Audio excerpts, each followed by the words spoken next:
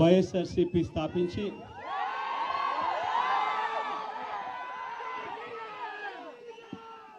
పదహైదు సంవత్సరాలు దాదాపుగా ఈ రోజుతో మొదలవుతా ఉంది. ఈ 15 సంవత్సరాల ఈ వైఎస్ఆర్సీపీ ప్రయాణంలో మొట్టమొదటి రోజు నుంచి ఈ పార్టీ పుట్టింది కష్టాల్లో నుంచే పుట్టింది.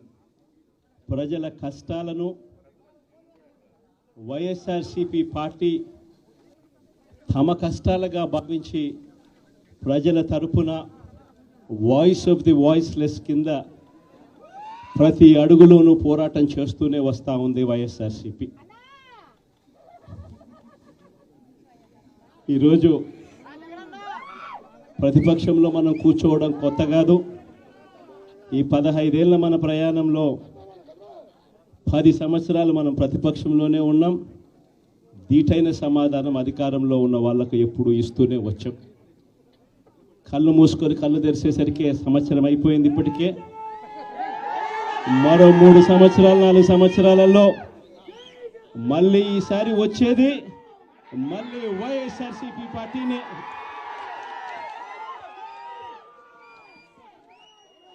ఈరోజు వైఎస్ఆర్సీపీకి సంబంధించిన ప్రతి కార్యకర్త కూడా గ్రామంలో ఉన్న ఏ ఇంటికైనా కూడా వెళ్ళొచ్చు. ఏ పేదవాడింటికైనా కూడా వైఎస్ఆర్సీపీ కార్యకర్త సగర్వంగా తలెత్తుకొని కాలర్ ఎగిరేసుకొని వెళ్ళే పరిస్థితి వైఎస్ఆర్సీపీకి సంబంధించిన కార్యకర్తలకు ప్రతి ఒక్కరికి ఉంది. ఏ ఇంట్లోకి వెళ్ళినా కూడా వైఎస్ఆర్సీపీ కార్యకర్తను చూసినప్పుడు ఆ ఇంట్లో నుంచి వచ్చే ప్రతి అక్క, ప్రతి చెల్లెమ్మ, ప్రతి అన్న, ప్రతి తమ్ముడు, ప్రతి సోదరుడు, ప్రతి రైతన్న, ప్రతి అవ్వ కూడా వైఎస్ఆర్సీపీ కార్యకర్తను చూసినప్పుడు చిక్కటి చిరునవ్వుతోనే పలకరిస్తుంది. కారణం వైఎస్ఆర్సీపీ ఏదైనా కూడా చెప్పిందంటే చేస్తుంది అన్న నమ్మకం ఈరోజు ప్రతి ఇంట్లో కూడా ఉంది. కాబట్టి ఈరోజు అటువంటి పరిస్థితుల మధ్య ఈరోజు యాదృచ్ఛికంగా విద్యా దీవెన, వసతి దీవెనకు సంబంధించి పిల్లలకు సంబంధించిన అన్యాయాలకు సంబంధించిన జరుగుతూ ఉన్న అన్యాయాలకు సంబంధించిన విషయాల మీద ఈరోజు యాదృచ్ఛికంగా ప్రొటెస్ట్ కార్యక్రమం కూడా జరుగుతూ ఉంది. ఈ కూటమి ప్రభుత్వం వచ్చి దాదాపుగా 10 నెలలుగా వస్తూ ఉంది. ఈ 10 నెలల కాలంలో ఎన్నికల వేళ వాళ్ళు చెప్పిన సూపర్ 6లు, సూపర్ 7లు అన్నీ గాలికి ఎగిరిపోయాయి.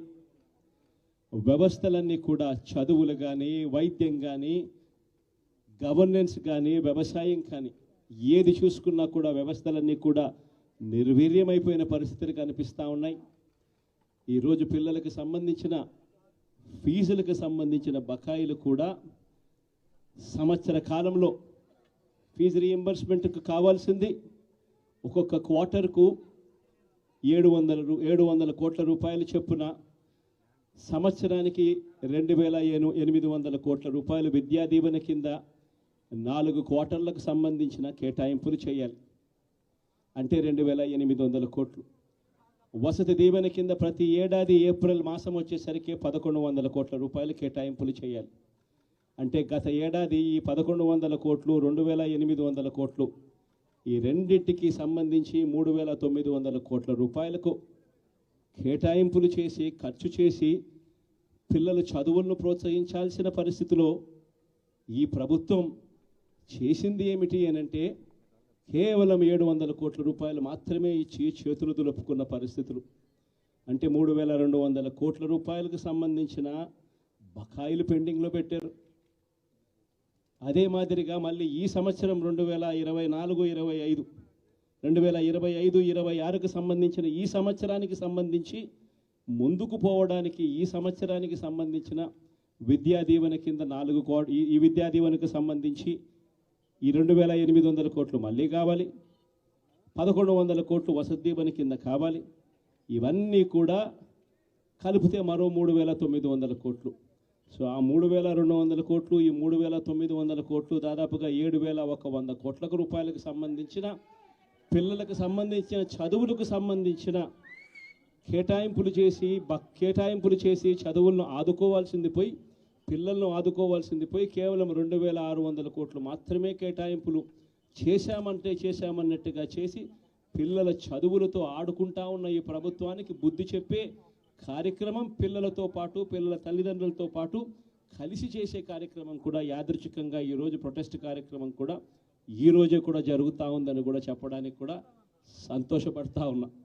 వైఎస్ఆర్సీపీ ప్రభుత్వం ఎప్పుడూ కూడా ప్రజలకు తోడుగా ఉంటుంది, ప్రజలకు ఎప్పుడూ కూడా అండగా నిలబడుతుంది, ప్రజల తరపున ఎప్పుడూ గొంతుకై వైఎస్ఆర్సీపీ ఎప్పుడూ ప్రజలకు అండగా ఉంటుందని మరొక్కసారి తెలియజేస్తూ ఈరోజు ప్రొటెస్ట్ కార్యక్రమంలో పాల్పంచుకుంటా ఉన్న ప్రతి ఒక్కరికి, ప్రతి కార్యకర్తకు, ప్రతి నాయకునికి, అదేవిధంగా పిల్లల తరపున, పిల్లల తల్లిదండ్రుల తరపున వాళ్ళతో పాటు కలిసికట్టుగా ప్రయాణం చేస్తూ ఉన్న ప్రతి ఒక్కరికి కూడా ఈ సందర్భంగా మీ అందరికీ కూడా చేతులు జోడించి పేరు పేరున మీ అందరికీ కూడా కృతజ్ఞతలు తెలుపుతా ఉన్నాను. వైఎస్ఆర్సీపీకి సంబంధించిన 15వ సంవత్సరం లేక అడుగు పెడతా ఉన్న ఈ సందర్భంలో వైఎస్ఆర్సీపీకి సంబంధించిన ప్రతి నాయకుడికి, కార్యకర్తకు ఈ సందర్భంగా కంగ్రాచులేషన్స్ కూడా మరొకసారి కూడా తెలియజేస్తాను.